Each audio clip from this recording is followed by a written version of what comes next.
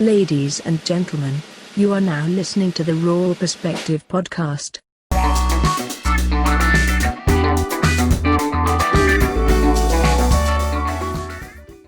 All right, so we're going to move on to a new segment we'd like to call Life is Raw. All right, so in this segment, every episode, we're going to determine a topic and we're going to talk about it more. Basically, a topic that's going to help enrich your life and give you tips on how to be better. So this week's topic is everyday leadership. Yeah. What do you think about best ways to be a good leader? I think the best ways to be a good leader is you really need 3 strong pillars of foundation. And I think those pillars are your mind, your body, your spirit. So like, what are you doing to engage in your mind? What are you doing to continue learning, continue growing mentally? What are you doing physically to continue to keep your body healthy? And then spirit, what are you doing morally? It could be your religion, whatever it is. What's your moral compass and keeping that on track? So I think good leadership starts with those 3 pillars, those 3 foundations, kind of growing as even as you can get them. Okay. So when I think about leadership, first thing I think about is Marine Corps, of course. Yep. And in the Marine Corps, one of our leadership traits were know yourself and seek self-improvement. Yeah. So as a leader, I feel you got to know what you do best and you got to know what you're the worst at. Yep. Okay. So you can't be the best at everything. So you got to do your best to work on your negatives and become better at them. So overall, you become a better person. Mm-hmm. Another thing I think about as well, a good trait of a good leader is knowing how to follow. Yes. If you don't know how to follow, then you won't know how to lead others. Nope. So in the Marine Corps, of course, you start off at the lower ranks. So what I used to do when I first got in the Marine Corps was learn different types of leadership from different leaders that I had at the time. And then I picked the attributes that I liked the most and then left the ones that I didn't like. Yeah. Because one of the biggest problems that I always had was with people that when they were junior Marines, they hated certain things that their leadership used to do to them, but they carry that over and do the same things to their subordinates. Yeah, you see that everywhere from Air Force, Marines. I've heard it come from the Army, all the military branches, all the civilian sides, every business. Yeah, I hate that because why would you perpetuate something or keep something going that you don't like? You know, it should end with you. Stop that tradition, stop it all. Yeah. And start a new cycle. It's a constant cycle, man. Yeah. Can't keep the cycle going if you hate it. Because those junior guys, they really look up to you. You're like their father, basically, in the military. Yeah. And you keeping that going, they think it's cool. And because they hate it so much, they're going to want to do the same to the next group of people. Yeah. I think part of that is always trying to go back to your pillars, your 3 foundations. Yeah. So I think for that, I notice a lot of people, they get to that mental area in their life where they're conditioned, they're okay, they're comfortable with it. Instead of stepping out of their comfort zone and getting into that growing zone, they just continue to keep that pillar in that comfort zone. And that's where you will see a lot of leaders fail. So when they start getting those pillars and then they don't do anything with it, they get to that point where they're okay with it and then do nothing else. Yeah, absolutely. I know you wanted to talk about the TV show Away, and how do you think that ties in to leadership? Oh, Away. So I'm 4 episodes into Away. Yes, I've only seen 1. And if you're watching it, the commander. Spoiler alert. Hillary Swank, she's their commander. But you're gonna watch throughout each episode, because it's a drama, Mhm. that there are, I'm trying to say it without spoiling anything, there are situations that she is going to be put into where they are very, very hard choices. And they aren't always the best choices, but you can watch through the show, like her development as a leader and how she reacts to those choices and how she handles, all those three pillars. You can see those three pillars in there. So Yeah, if you look out for it.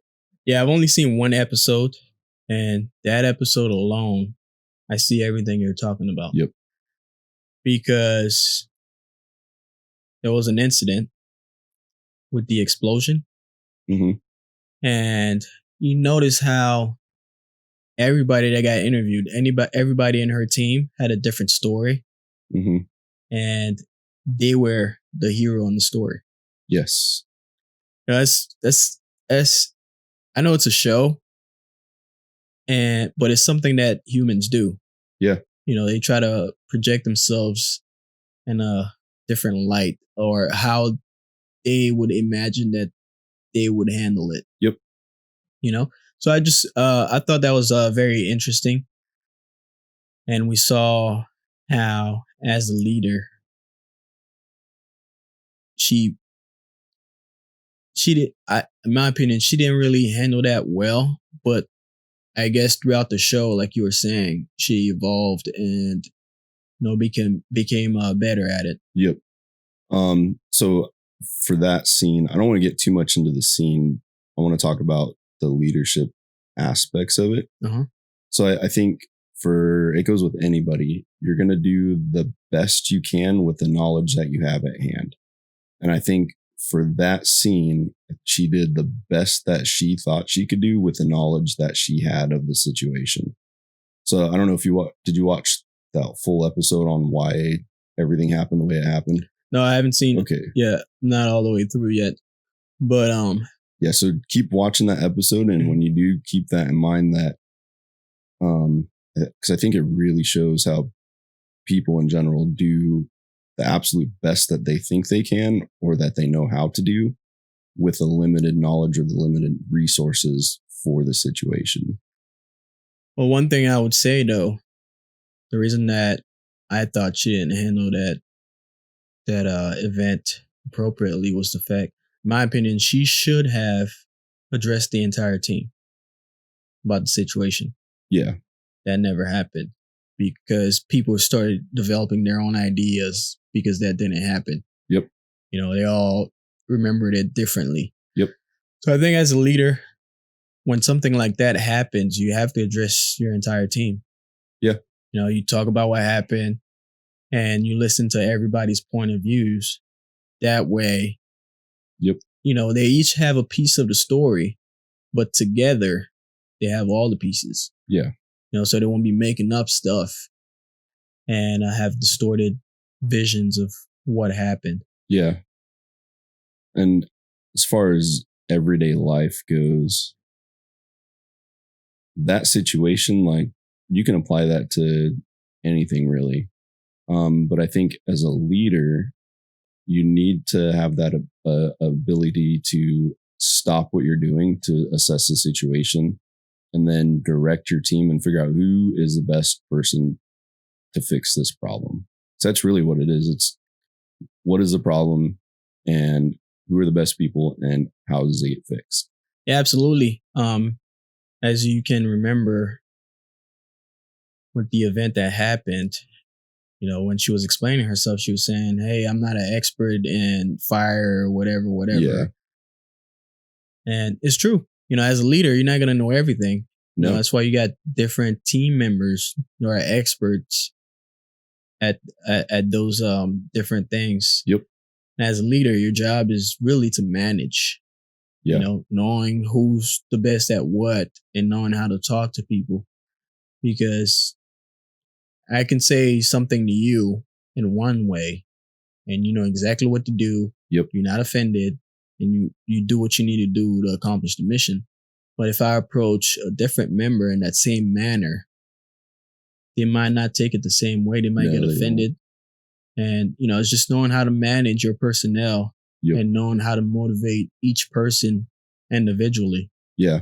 Because everybody has a different thing about them that makes them stand out and how they get motivated. Yeah. So I think that's a good attribute to have too, as being able to talk to people in a way that they understand you and you understand them. So that communication is key. I also think one of the biggest attributes for a leader to have is to be a servant, or have a servant's heart, or that you're serving your subordinates. Because I think as soon as you cross that line where you go from serving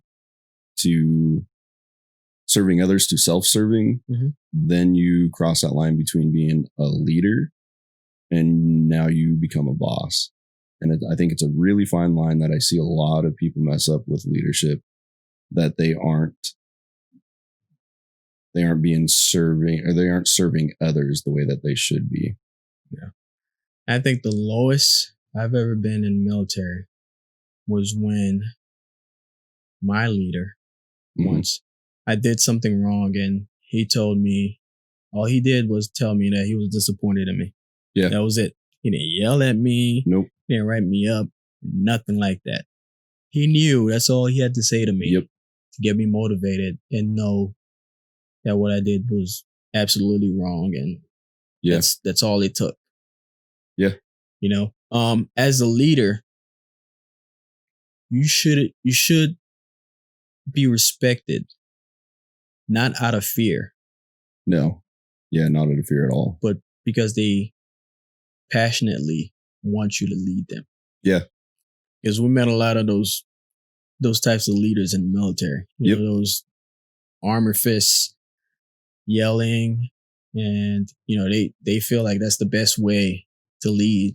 Yeah. But when you have somebody's heart, that's something completely different. Yeah. Somebody that truly cares about pleasing you, basically. And I think all these aspects, like, we could take them all outside of the military. You can apply it to any part of your life. Even if you are by yourself, you always have a capacity to lead. Because now when you're by yourself, like, now you are completely leading your own life. And I think it boils down to making sure those 3 pillars are good. And making sure that you are able to continue to grow in everything and continue to make sound choices. I think that's really what leadership boils down to, is very sound choices and caring choices, whether it's by yourself or whether you got 10,000 people that you're leading.